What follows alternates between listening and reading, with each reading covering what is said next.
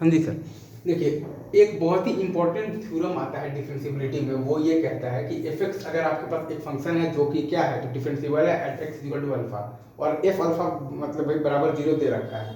तो अगर आपके पास एफ प्लस अल्फा जीरो होगा ना तब आपका मॉड एफ एक्स भी डिफरेंशिएबल होगा at x equal to alpha, और अगर आपका f plus alpha non zero होगा तो आपका मॉड एफ एक्स क्या होगा, नॉन डिफरेंशिएबल होगा at x equal to alpha. एक बार मैं फिर से बोल देता हूँ, एफ एक्स आपको दे रखा है कि डिफरेंशिएबल है at x equal to alpha, और आपके पास एफ अल्फा का वैल्यू जीरो है, ठीक है सर। अच्छा, तो अब यहाँ से ये आया कि मॉड एफ एक्स की अगर हम लोग बात करें तो एफ प्लस अल्फा अगर जीरो होगा तो मॉड एफ एक्स भी डिफरेंशिएबल होगा at x equal to alpha, और अगर एफ प्लस अल्फा अगर नॉन जीरो होगा तो मॉड एफ एक्स आपका क्या होगा, नॉन डिफरेंशिएबल होगा at x equal to alpha. सही सर। एक बार फिर से मैं बोल देता हूँ, एफ एक्स आपका दे रखा है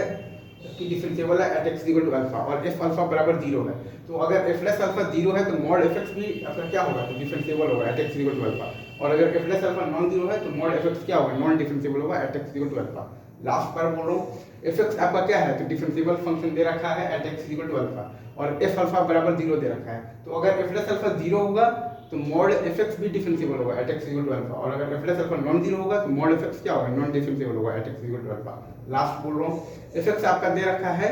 कि वो डिफरेंशिएबल है at x equal to alpha, और एफ अल्फा बराबर जीरो है, ठीक है सर। तो अगर एफ प्लस अल्फा जीरो होगा तो मॉड एफ एक्स भी डिफरेंशिएबल होगा at x equal to alpha, और अगर F plus alpha non zero होगा तो मॉड एफ एक्स क्या होगा, नॉन डिफरेंशिएबल होगा at x equal to alpha. ये बहुत ही इंपॉर्टेंट थ्योरम है डिफरेंशिएबिलिटी पर। कई बार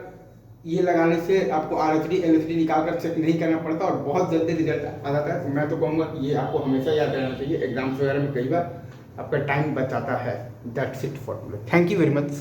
लव यू गाइज।